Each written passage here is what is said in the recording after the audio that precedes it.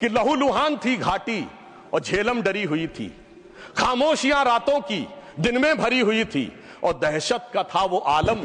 कश्मीर घाटी को लहूलुहान करने वालों सुनो, एक भी शहीद हुआ जवान नहीं भूले हैं और दूध भी पिलाते हैं परंपरा हमारी मित्र, किंतु नाग यज्ञ का विधान नहीं भूले। जो कश्मीर में बड़ा परिवर्तन आया, मैं एक उदाहरण बताना चाहता हूं। अभी हमारे साथी ने डर का उल्लेख किया तो मैं बताना चाहता हूं, 10 सितंबर 2024 को भारत के पूर्व गृह मंत्री सुशील कुमार शिंदे जी का बयान था कि मैं गृह मंत्री के रूप में जाता था तो डल लेक में मैं गृह मंत्री के रूप में होता था और डर के मारे उनकी क्या हालत होती थी, वह शब्द संसदीय नहीं है।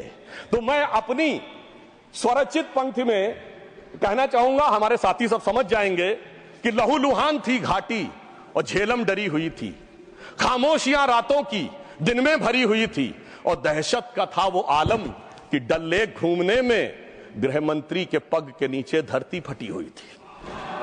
और आप समझिए आज हमारी स्थिति यह है कि हमारे गृह मंत्री वो हैं जिनको देखकर आतंकवादियों की छाती फटने लगती है और आतंकवाद के समर्थन करने वालों के छाती में दर्द होने लगता है। सभापति जी, मैं कहना चाहता हूं, उनकी सरकार और हमारी सरकार में यह अंतर था जो भारत की परंपरा में है।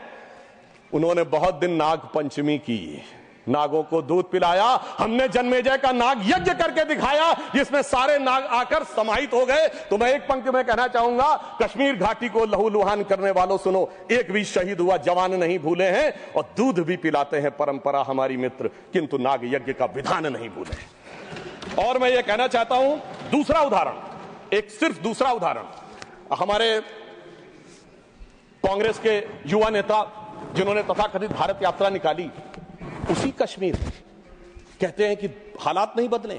इस पूरे देश ने वो दृश्य देखा जब भैया और बहन दोनों सुरक्षित वातावरण में मधुर मनोभावों के साथ बर्फ के गोले के साथ खेलते नजर आ रहे थे। और ये वही कश्मीर था जहां उनके गृह मंत्री के पैर के नीचे धरती फटी जा रही थी। इतना बड़ा बदलाव भी दिखाई नहीं पड़ता। मैं पूछना चाहता हूं मेरे भाई कि अगर आप ये कहना चाहते हैं वही कश्मीर था जहां ऐसा इसके झंडे दिखाई पड़ते थे, जहां पाकिस्तान जिंदाबाद के नारे दिखाई पड़ते थे, वहां पर अगर आरजी और पीजी दोनों एक साथ सुरक्षित थे, एसजी भी खुश रही होंगी, मुझे लगता है जीजा जी को भी खुशी का एहसास होना चाहिए। मैंने किसी का नाम नहीं लिया है। और इसके लिए गृह मंत्री जी को साधुवाद देना चाहिए कि कश्मीर में इतना बड़ा बदलाव देखने को मिला है, कम से कम इतना तो करना चाहिए। और मैं अपने साथियों से कहना चाहूंगा जो उनके नेता बोलते हैं डरो मत, हकीकत का सामना करो कि कितना बदलाव आया है, इसको स्वीकार करो, डरो मत। डरने का काम देश के विरोधियों के लिए छोड़ दो हमारी सरकार में।